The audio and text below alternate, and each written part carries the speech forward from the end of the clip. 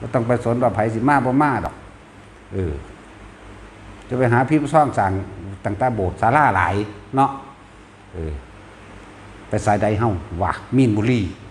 สายมีนบุรีอีนั่นเด้โรงงานนั่นโรงงานนี่เอาไปมันพันซ่อง500ซ่องจักสิสร้างมาหยังแต่ของก็ยังบ่รู้ทำหยังอยู่เนาะแม่นบ่ล่ะเพราะนั้นว่าคนบ่เข้าวัดว่าซั่นแต่ของก็บ่อยู่ในวัดฟังดีๆเด้อหมู่ภิกษุสงฆ์ทั้งหลายนั่นน่ะว่าคนบ่เข้าวัดจังซั่นจังซี่ตัวเองก็บ่อยู่ในวัดหูจักวัดบ่ดึงนี่ข้อวัดปฏิบัติของเจ้าของวัด13นั่นแหมบิณฑบาตเป็นวัดชั้นอาสนะเดียวเป็นวัดนี่แหมทำวัดเป็นจำทำความสะอาดล้านพระเจดีย์สวดมนต์สาธยายธรรมนี่แหมนี่แหมสัจจะนี่เข้าใจบ่ล่ะละนั่นทีในตัวเองนี่มันละเป็นอยู่บ่เนาะจังซี่แหละตะของก็ยังบ่อยู่ในวัดสิไปผู้ใดมาเข้าวัดนึกว่าเจ้าของเองก็บ่มีบุญแต่ของคำว่าบ่มีบุญคือบ่มีความสงบบุญเฮาหมายเอาความสงบเด้เฮาบ่ได้ไปหมายเอาอันอยากเฮ็ดอันโบสถ์แข่งกันราคา10 ล้าน20 ล้านเด้พี่ศาสนามันอยู่ในใจพี่วัดมันอยู่ในใจพี่ควบคุมใจของเจ้าของมันอยู่ในศีลสมาธิและปัญญาพี่ให้มันเกิดความสงบลมเย็นในตัวเองพี่เด้ไผสิลมเย็นบ่ลมเย็นก็สร้างได้อันนั้นน่ะแม่นบ่ล่ะต่อของยังบ่อยู่ในวัดสิอยากสร้างวัดไปหยังมันวัตถุจากบ่อนน่ะแต่เขาไปอ้างกันผมสร้างศาลาไปนี่เบิด30 ล้านเบิดกระสร้างหรือบ่มีผู้ใดเข้าวัดมีแต่ไปหาเบียดเบียนเราให้เขามาเอาเข้าใจบ่ให้เขามาเอาเองโดยความสมัครใจให้เขามาด้วยความศีโลลาภนอบน้อมบ่ได้บังคับคือเฮาศรัทธาพระพุทธเจ้านี่แหละเฮาฝึกหัดศึกษาด้วยตัวเองเฮาบ่เคยเชื่อพระพุทธเจ้าแต่ว่าเฮาศึกษาเมื่อศึกษาแล้วเฮาทดสอบทดลองเมื่อทดสอบทดลองแล้วมันลงเต็มที่อยากบ่ล่ะความเคารพนอบน้อมอันนี้ความศรัทธาอันนี้มันบ่ได้แม่นโดยประเภทนี้ว่าเฮาบ่ได้ไหว้โดยเขาพาไหว้แบบนี้ทานแบบนี้เบญจังคประดิษฐ์แบบนี้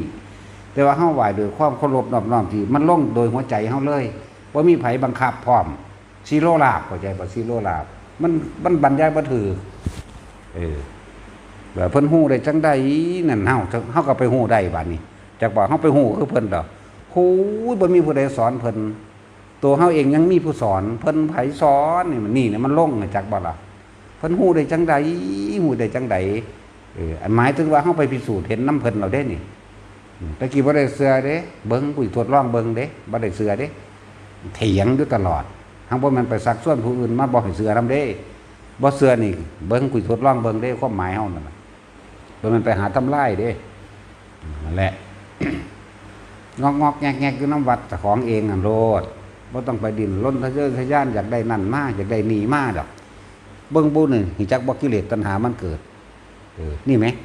ความอยากของเจ้าของนี่ไหม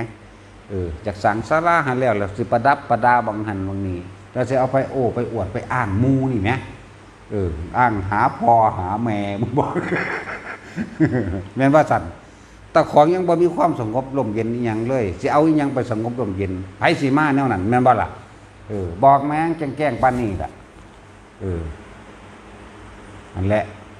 เอาเจ้าของซะก่อนเจ้าของอยู่ในวัดให้มันได้ซะก่อน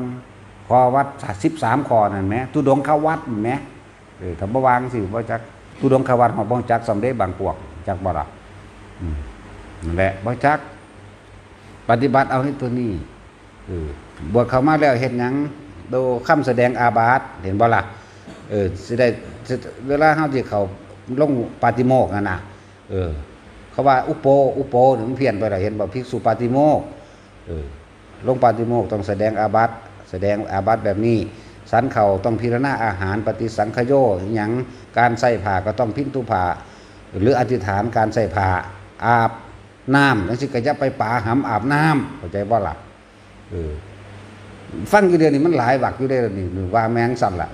จริงๆมันยังสิบ่แม่นเดี๋ยวนี้มันบ่ล่ะเข้าพรรษาอธิษฐานเป็นผ้าอาบน้ำฝนออกพรรษาแล้วก็สลัดออกซะก่อนแล้วมาอธิษฐานเป็นผ้าบริวารแล้วก็จะไปป่าห้ามอาบน้ำรู้หลายจักว่าล่ะนี่แม่ขอวัดประของเจ้าของเองไหมมันก็วนแต่อยู่ในตัวเองมันที่ไปใส่เดี๋ยวนี้นั่นว่าล่ะความสงบมันก็เกิดบุญมันก็เกิดมันก็สงบเย็นในตัวเองนี่เด้ล่ะอันนี้ตั้งหากเข้าใจบ่ล่ะเนี่ย รู้จักตัวอันใดควรบ่ได้ควรอาหารเป็นจังไดเกิดด้วยราก เกิดด้วยเมล็ดเกิดด้วยเครือ เกิดด้วยสมควรสิกะปิหรือบ่กะปิก็เบิ่งเอาตัวสารอาหารจะเป็นจังไดสิเป็นจวบๆบ่หรือสิกินแบบหมูบ่หรือสิเอาแนวใดนี่แหละวิธีนี่แม่ขอวัดของเจ้าของแม่คนบ่ได้จักหยังได้สวบอยู่เลยได้ตุบตับเลยสิ้นหยาบๆนี่มันดึงสีกเอาจังสีเรื่องธรรมดาเด้เขาบ่ได้ให้ดึงสีกจักว่านี่แม่อันขอวัดปฏิบัติของหมู่ภิกษุสามเณรทั้งหลายแม่นั่นแหละเฮ็ดเป็นค่ำๆผักสิมันย่างๆอย่างนึงก็ม้วนซะก่อนเฮ็ดเป็นค่ำน้อยๆพอดียัดเข้าปากจักว่าล่ะสดน้ำโก้จังซี่ก็บ่มีเด้อนั่นแหละอยากให้คนไปศรัทธาเจ้าของเอาหยังไปศรัทธาเอาเนื่องจากตัวเองก็บ่รู้จักฮอดขอวัดเจ้าของเองตัวเองก็บ่อยู่ในวัดเนาะแล้วสิอยากสร้างวัดก็จะว่าล่ะแต่ว่าใช่นวนพวกไปสร้างพญานาคไปตายเป็นขี้กระเดือนในแม่เนาะจังซั่นแล้ว